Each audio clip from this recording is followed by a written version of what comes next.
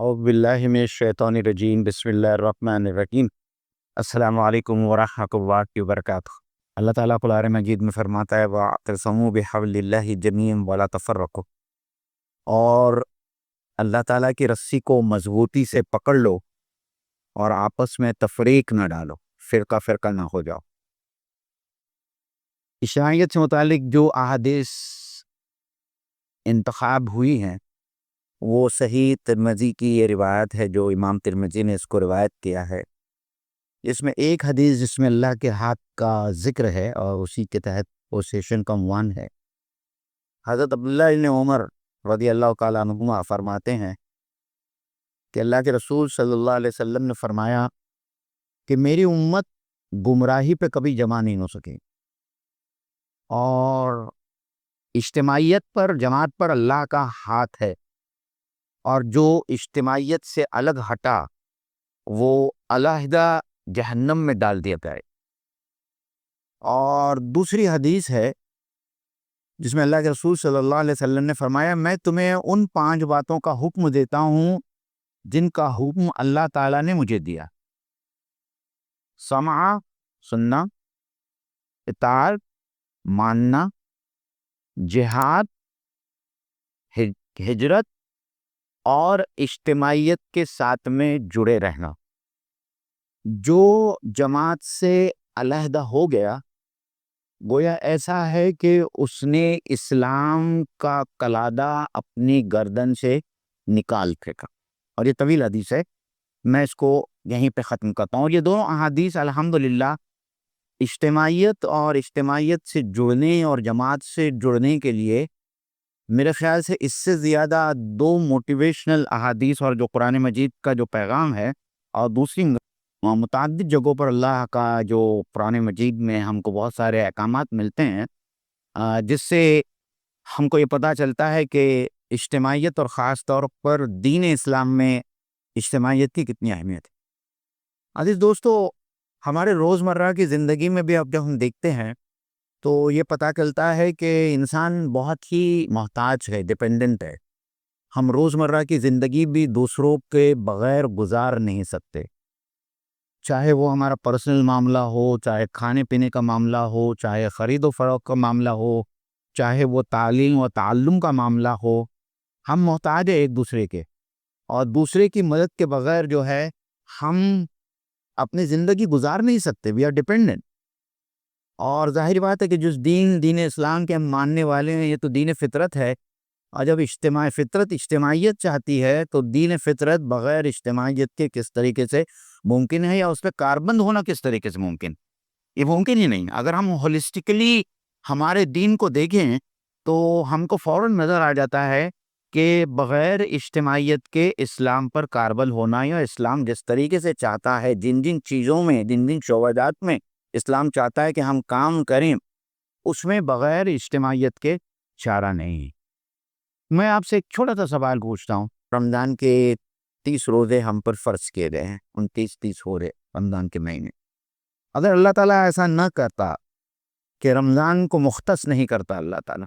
اور اللہ تعالیٰ مسلمانوں کو، ایمان والوں کو یہ حکم دیتا کہ سال بھر میں کبھی بھی 30 روزے مکمل کریں،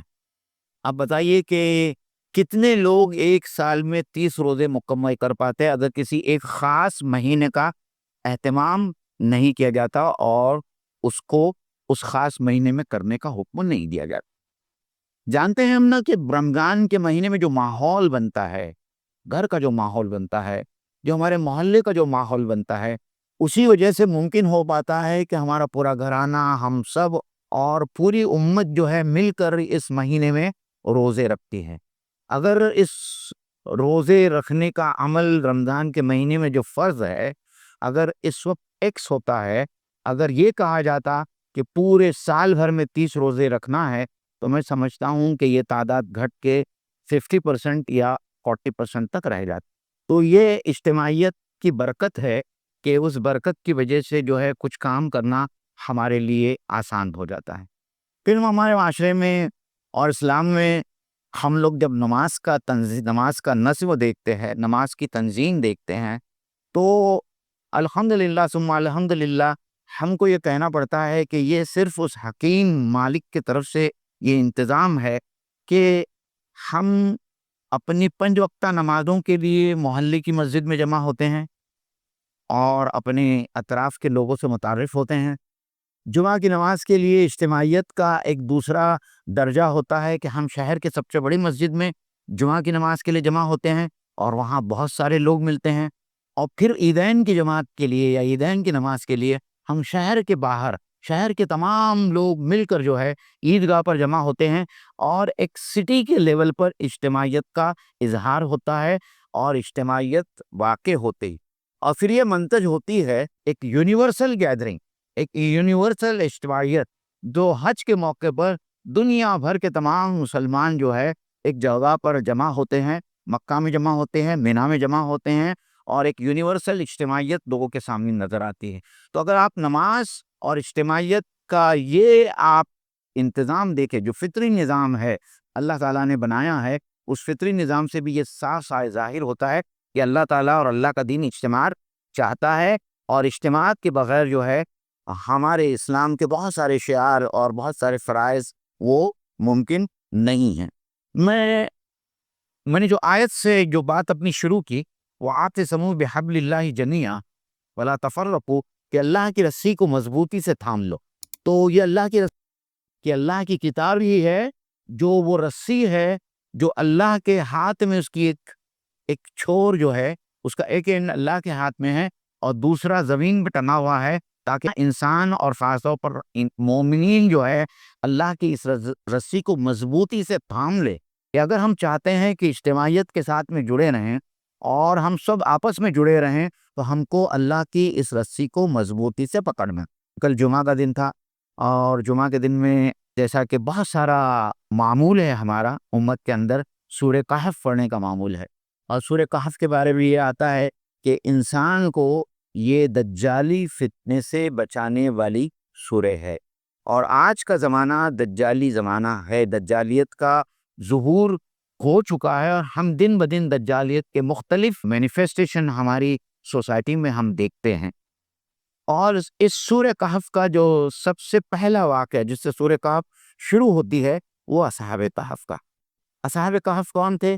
اور کیوں اللہ تعالیٰ نے اصحاب کہف کو اتنی زبردست اہمیت دی، اور سب سے پہلے سورہ کہف اصحاب کہف سے کیوں شروع ہوتی ہے؟ یہ 7 نوجوان جس کی تعداد کے بارے میں سوال نشان ہے، اور اس سے کوئی فرق نہیں پڑتا کہ وہ 7 تھے یا 5 تھے یا 9 تھے، بہرحال کچھ نوجوان تھے، اور جو آمریت اور شرک کے شکار ہوئے جو زمانے میں چل رہا تھا، اور ان کو احساس ہوا کہ جب تک وہ اس معاشرے سے باہر نہیں نکل جاتے ان کا ایمان محفوظ نہیں رہے گا۔ اگر کوئی ایک نوجوان ہوتا تو چاہے یہ کام نہیں کر سکتا، لیکن وہ ایک حلقے کی شکل میں، ایک جماعت کی شکل میں جمع ہوئے، اور اپنے گھر بار کو خدا حافظ کہہ کر وہ گھروں سے دور، شہر سے دور جا کر ایک غار میں پناہ گزین ہوئے۔ تو وہاں پہ بھی اجتماعیت تھی جس کے اوپر اللہ کا ہاتھ ہے، وہاں اللہ تعالیٰ نے ان کو 300 سال سے زیادہ سلا دیا، اور جب اس آمریت کا اور اس جب شرک والے معاشرے کا خاتمہ ہوا، اس کے بعد میں اللہ تعالیٰ نے ان کو اٹھایا، اور جب وہ شہر واپس آئے تب لوگوں نے پہچانا کہ یہ جو نوجوان غائب ہو گئے تھے، یہ وہ نوجوان ہیں جو 300 سال کی نیند کے بعد میں واپس ہمارے معاشرے میں لوٹے ہیں، اور جب اسلامی تمدن وہاں پر آ چکا تھا، اس زمانے میں جو بادشاہ تو تھا جو عیسائیوں کے خلاف تھا، وہ ختم کر دیا گیا تھا، اور ایک قسم کی وہاں تبدیلی آئی تھی۔ تو اس طریقے سے جو اللہ کا ہاتھ ہوتا ہے وہ اجتماعیت پر ہوتا ہے۔ تو اصحاب کہف سے ہم کو یہ سمجھنا چاہیے کہ ہمارے لیے ایک صالح اجتماعیت موجود ہے،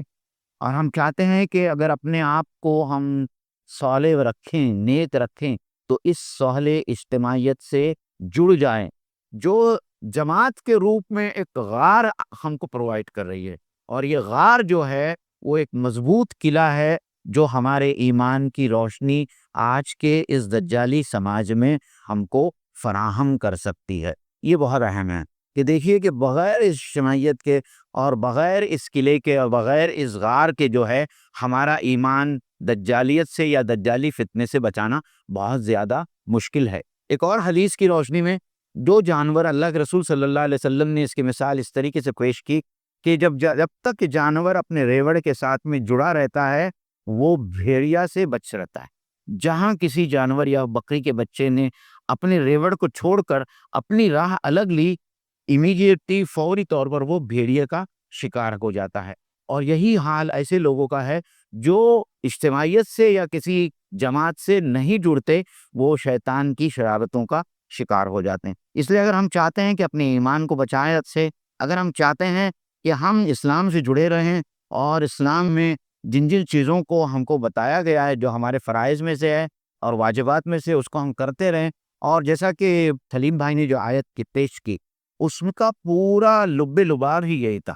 کہ کنتم خیر امت اخرجت للناس تامرون بالمعروف وتنہون عن المنکر، کہ تم وہ بہترین امت ہو۔ امت کہتے ہی ہیں ایسی ایک جماعت کو جس کا نصب العین ایک ہو، ایک نصب العین، ایک گول رکھنے والی جماعت کو امت کہتے ہیں۔ تو یہ سب ہم جو ہے اسی وقت امت کا حصہ بن سکتے ہیں جب ہم سب لوگوں کا نصب العین ایک ہو۔ ایسے بہت سارے ہرڈلس ہے کہ کیوں لوگ اجتماعیت کے ساتھ میں نہیں جڑنا چاہتے۔ یہ ایک سوال ہے جو میں آپ لوگوں سے کرنا چاہتا ہوں، کیا بات ہے کیوں اجتماعیت سے لوگ نہیں جڑنا چاہتے؟ اس میں دو ہی فیکٹرز ہے جس کے بارے میں آپ لوگوں کو بتانا چاہوں گا۔ ایک تو یہ ہے کہ ہمارے پاس میں انفارچونیٹلی بدقسمتی سے دین کا جو بہت ہی ریچولسٹک اور بہت ہی رسمی جو ہمارے نزدیک دین کا ایک جو تصور ہے کہ دین صرف محدود ہے نماز پڑھنے تک یا روزہ رکھنے تک یا حج یا عمرہ کرنے تک، یہ بہت ہی دین کا محدود تصور ہے، اور اسی وجہ سے ہر آدمی انفرادی طور پر اس کا جو رسمی دین ہے اس کے اوپر مطمئن ہے۔ وہ سمجھتا ہے کہ وہ 5 وقت کی نمازیں پڑھ رہا ہے، وہ ایک خاص قسم کا حلیہ اختیار کر رہا ہے، وہ رمضان میں عمرے کو چلا جاتا ہے، وہ روزے رکھتا ہے، وہ ایک بہت اچھا مسلم ہے۔ میں آپ کو ایک حدیث سناتا ہوں کہ اللہ تعالیٰ نے حضرت جبرائیل علیہ السلام کو حکم دیا کہ اے جبرائیل جاؤ اور اس بستی کے تمام انسانوں کو ختم کر دو، اس بستی کو تہہ بالا کر دو۔ تو حضرت جبرائیل جاتے ہیں، واپس آتے ہیں اور کہتے ہیں اے اللہ تعالیٰ، وہاں یہ بستی، جس بستی کو کل تباہ کرنے کا مجھے حکم دیا تھا، وہ بستی تو ایسی ہے کہ اس میں ایک طرح بہت ہی نیک بندہ رہتا، اور وہ بندہ اتنا نیک ہے کہ حدیث میں الفاظ آتا ہے کہ پلک جھپکنے بھر بھی اس کا کوئی وقت جو ہے تیری عبادت کے بغیر نہیں گزرا، تیرے ذکر کے بغیر نہیں گزرا۔ تو اللہ تعالیٰ حضرت جبرائیل کو حکم دیتا ہے کہ جبریل جاؤ اور اس بستی کو سب سے پہلے اس کے اوپر الٹ دو کہ اس کے سامنے میرے احکام کی پائمالی کی گئی، میرے احکام کو توڑا گیا، لیکن اس کو ذرا بھی غیرت اور ذرا بھی حمیت نہیں ہوئی کہ اس نے نہیں عن المنکر کا کام نہیں کیا، تو سب سے پہلے میری سزا کا مستحق وہ ہے۔ تو ہم کو یہ سوچنا چاہیے کہ کیا ہماری یہ انفرادی عبادات اور یہ انفرادی نیکیاں کیا حقیقت میں دین کا صحیح تصور ہے ہمارے پاس میں؟ یہ ایک بہت بڑا فیکٹر ہے جس کے بارے میں ہم کو سوچنا چاہیے۔ پوری امت جو ہے اس بہت ہی ریسٹرکٹڈ ویو اور ویژن آف اسلام یا ریلیجن اس کا شکار ہے، اور اس سے ہم کو باہر آنا ہے۔ دوسری بات، امپورٹنٹ بات یہ ہے کہ جماعت سے جڑنے کے بعد میں لوگوں کو لگتا ہے، آپ سمجھتے ہیں اس بات کو اچھی طریقے سے، میں بھی اس کو سمجھتا ہوں کہ انسان کو کسی اجتماعیت یا جماعت سے جڑنے کے لیے اپنے کمفرٹ زون سے باہر آنا پڑا، اور آج کوئی انسان، کوئی مسلمان، کوئی مومن اپنے کمفرٹ زون سے باہر نہیں آنا چاہتا۔ مجھے 2 دن کے لیے اجتماع کے لیے مڑواڑ جانا ہے، اس 2 دن کے لیے مجھے گھر سے باہر نکلنا ہے، مجھے پتا نہیں ہے کہ وہاں رہنے کا کیا انتظام ہوگا، مجھے یہ بھی پتا نہیں ہے کہ میرا کھانا میرے ٹیسٹ کے مطابق ہوگا یا نہیں ہوگا۔ یہ کیا ہے؟ یہ اپنے آپ کو، اپنے نفس کو کمفرٹ زون سے باہر نکالنا۔ پھر یہ بھی ہے کہ جماعت کے بارے میں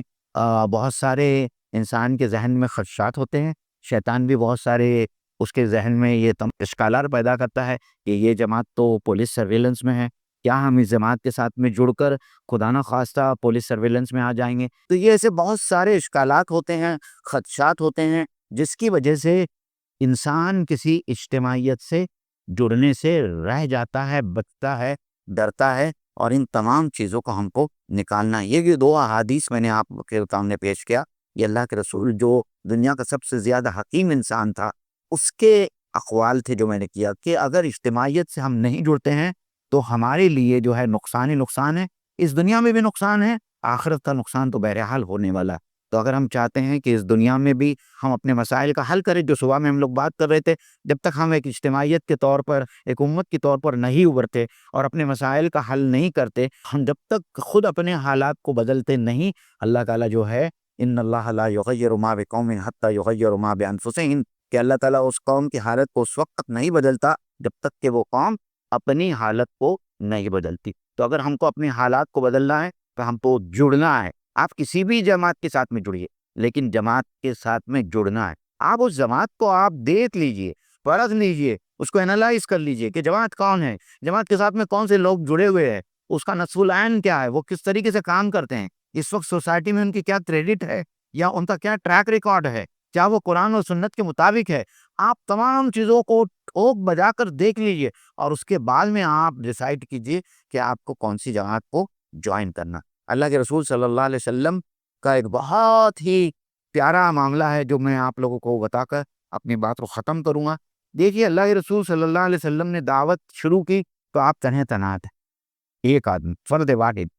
تنہے تنہا تھا جس نے اسلام کی دعوت کا نعرہ لگایا۔ اور اللہ کے رسول صلی اللہ علیہ وسلم جب مکے سے مدینہ ہجرت کیا اور جب جنگ بدر ہوئی تو اس وقت آپ کے ساتھ میں 317 افراد تھے، 1 سے 317 افراد۔ جب آپ نے جنگ احد میں شرکت کی تو آپ کے ساتھ میں 1000 افراد تھے۔ جب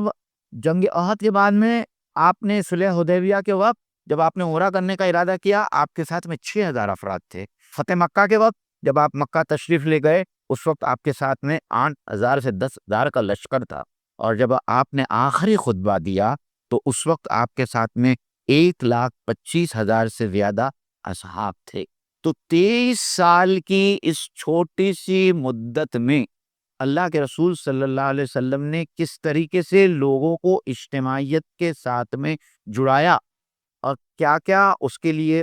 کوششیں کی اور کیا کیا قربانیاں دی۔ اللہ کے رسول صلی اللہ علیہ وسلم کا یہ سیرت کا یہ نمونہ ہمارے لیے، اس سے اگر ہم کو ترغیب نہیں ملتی تو اور کوئی چیز ہم کو ترغیب نہیں دے سکتی۔ یعنی ہم کو خود بھی اجتماعیت سے جڑنا ہے، اور ہمارے ہاں جتنے عمرہ ہے اور جتنے افراد ہیں، جیسا کہ افراد سازی کی جو ہم لوگ مہم کرنے والے ہیں، ہم کو آپ صلی اللہ علیہ وسلم کی سیرت کے اس پہلو کو اپنے سامنے رکھنا ہے اور لوگوں کو بتانا ہے کہ اجتماعیت کے فوائد کیا ہیں اور اجتماعیت سے الگ ہو جانے کے نقصانات کیا ہے۔ اللہ تعالیٰ سے توفیق ہے کہ ہم سب کو بھی، یا ہمارا یہ جتنے نوجوان یہاں بیٹھے ہیں اور میرے جیسا بوڑھا آدمی بھی جو بیٹھا ہے، یہ ہمارے پاس میں آج کے زندگی کا سب سے بڑا ہرڈل جو ہے وہ کمفرٹ زون، اس کمفرٹ زون سے ہم کو نکلنا، چاہے وہ فجر کی نماز کی جماعت سے ادائیگی ہو، یا چاہے اس قسم کے کنونشنز یا اس قسم کے اجتماعات میں شرکت ہو۔ اس میں سب میں بڑا جو ہرڈل ہوتا ہے وہ ہے ہمارا کمفرٹ زون۔ جب تک ہم اپنے اس کمفرٹ زون سے باہر نہیں آتے، عزیزان گرامی، میرے پیارے دوستو، ہم دین کی کوئی خدمت نہیں کر سکتے۔ دیکھیے، 1,24,000 صحابہ جو حجۃ الوداع کے وقت موجود تھے، اس میں سے صرف تقریباً 25 یا 40,000 صحابہ کی قبریں اس وقت اس قبرستان میں موجود۔ مطلب یہ تقریباً 50 سے 60,000 صحابہ نے اللہ کے رسول صلی اللہ علیہ وسلم کی صحبت، مسجد نبوی کی فضیلت کو چھوڑ کر دین کے کام کے لیے اپنے کمفرٹ زون سے، مدینہ سے باہر آ کر دنیا بھر میں جو ہے وہ جگہ جگہ پہنچے، اور اسلام ان کے کمفرٹ زون کے باہر نکلنے وجہ سے ہم تک پہنچا۔ اگر ہم اپنے کمفرٹ زون سے باہر نہیں نکلیں گے تو ہم بھی اسلام کی دعوت اور اسلام کے جو نعمت ہے ہم ان کو دوسرے لوگوں تک نہیں پہنچا۔ اللہ تعالیٰ سے دعا ہے کہ اللہ تعالیٰ ہم سب کو اس سال اجتماعیت سے جڑے رہنے کی توفیق عطا فرمائیں۔ وآخر دعوانا الحمد للہ رب العالمین۔